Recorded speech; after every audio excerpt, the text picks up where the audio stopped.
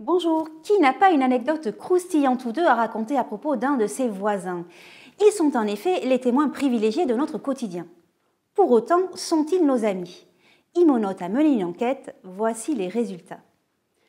42,5% des sondés entretiennent des relations cordiales avec leurs voisins et 24% de très bonnes relations. Et c'est tant mieux. Seuls 14% avouent avoir des relations déplorables avec leurs voisins.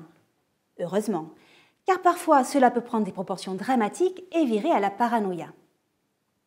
48% des répondants font confiance à leurs voisins. Développer des relations avec son entourage permet de s'entraider, d'améliorer son quotidien. De nos jours, ça compte. Bon d'accord, il existe toujours des âmes suspicieuses. 34% des sondés se méfient en effet de leurs voisins. Et 9% avouent même en avoir déjà espionné un. Une personne sur deux confie avoir déjà eu un différend avec son voisin. Mais ce sont souvent des broutilles. Ouf! Parlons maintenant de la fête des voisins.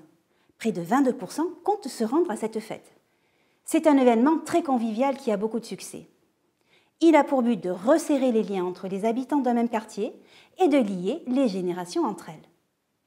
Quel est notre voisin idéal? Le meilleur des voisins est discret pour 73%, impliqué dans la vie du quartier pour 19%.